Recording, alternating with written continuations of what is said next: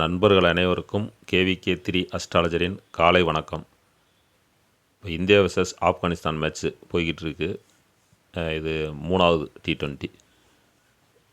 First T20 நான் சொன்ன result வந்துருச்சு. செகண்ட் T20யில் வந்து ரிசல்ட்டு மாறிடுச்சு. ஆனால் பிளேயர்ஸு யாரை கேப்டனாக போட்டால் நல்லாயிருக்கும் எல்லாம் சொல்லியிருந்தேன். அந்த பிளேயர்ஸ் கூடாமல் நல்லா ப்ளே பண்ணியிருந்தாங்க. நல்ல பாயிண்ட்டு வின்னிங் ரிசல்ட் மட்டும்தான் மாறி இருந்துச்சு.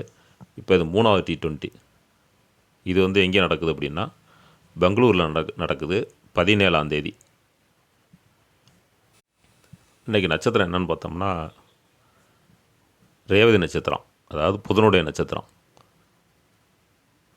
லக்னம் எப்படி ஆரம்பிக்குதுன்னா கடக லக்னத்தில் 1 மணி நேரமும் ஃபஸ்ட் இன்னிங்ஸ், கடக லக்னத்தில் 1 மணி நேரமும் சிம்ம லக்னத்தில் 30 நிமிஷமும் ஆரம்பிக்குது. செகண்ட் இன்னிங்ஸு முழுவதுமே சிம்ம லக்னத்தில் தான் இருக்குது.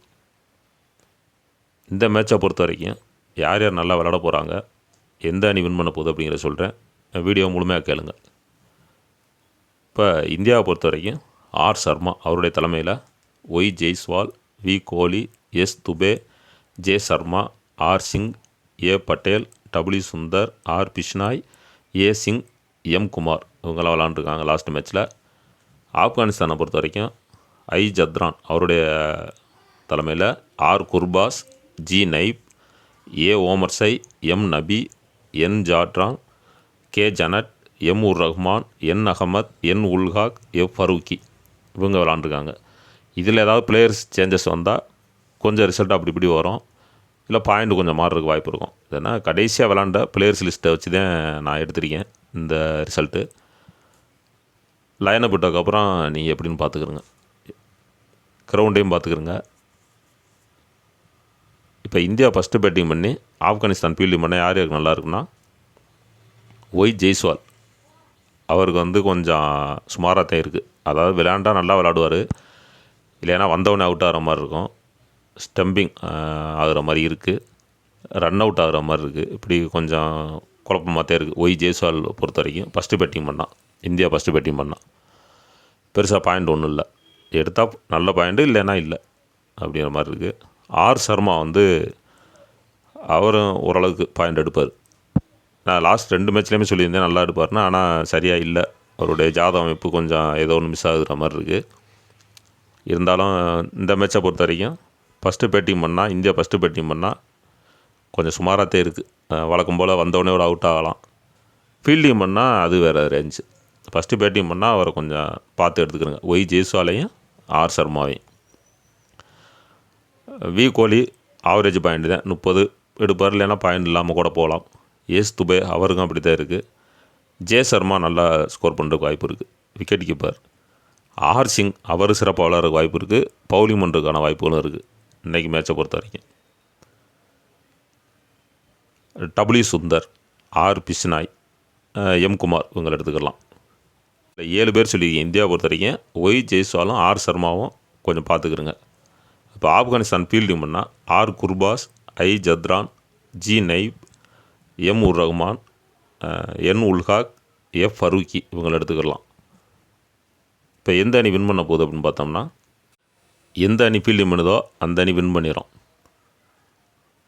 அப்படி தான் இருக்குது இன்றைக்கி கிரக அமைப்புகளை பொறுத்த வரைக்கும். இப்போ இந்தியா ஃபஸ்ட்டு பேட்டிங் பண்ணால் கொஞ்சம் சுமாராக தான் இருக்கும், அவ்வளோ ஒன்றும் சிறப்பு இல்லை. ஆப்கானிஸ்தான் ஃபீல்டிங் பண்ணாலும் சரி, இந்தியா ஃபீல்டிங் பண்ணாலும் சரி, எந்த அணி ஃபீல்டிங் பண்ணுதோ அந்த அணி வின் பண்ணிடும். இப்போ ஆப்கானிஸ்தான் ஃபஸ்ட்டு பேட்டிங் பண்ணி இந்தியா ஃபீல்டிங் பண்ண யாராவது நல்லா இருக்குன்னா ஐ ஜத்ரான் அவர் எடுத்துக்கலாம், ஜி நைப் அவர் எடுத்துக்கலாம், N Zadran, K Janat, M ur Rahman, N Ulhaq, F Farooqi. பேட்ஸ்மேனில் இந்தியாவை பொறுத்த வரைக்கும் ஒய் ஜெய்ஸ்வால் சிறப்பாக ஆடிடுவார். ஆர் சர்மா அவருக்கும் சிறப்பாக இருக்குது ஃபீல்டிங் பண்ணால். பேட்டிங் பண்ணால் ஒரு 2 சுமாராக இருக்குது, ஃபீல்டிங் பண்ணால் நல்லா இருக்குது.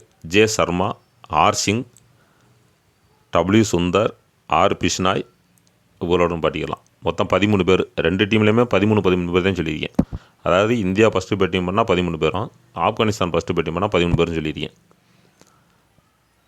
இப்போ ஃபீல்டிங் பண்ணுற அணி தான் வின் பண்ண போகுது அப்படின்னு சொல்லியாச்சு. இந்தியா ஃபஸ்ட்டு பேட்டிங் பண்ணால் கொஞ்சம் டவுட் தான், ஸ்கோரு எவ்வளோ வந்தாலும் ஆப்கானிஸ்தான் வின் பண்ணிடும் இந்தியா ஃபஸ்ட்டு பேட்டிங் பண்ணால். ஒருவேளை இந்தியா ஃபீல்டிங் பண்ணால் இந்தியா வின் பண்ணிடும். அப்படி தான் இருக்குது. எந்த அணி ஃபீல்டிங் பண்ணுதோ அந்த அணி வின் பண்ணும் அப்படிங்கிற மாதிரி எடுத்துக்கிறோங்க.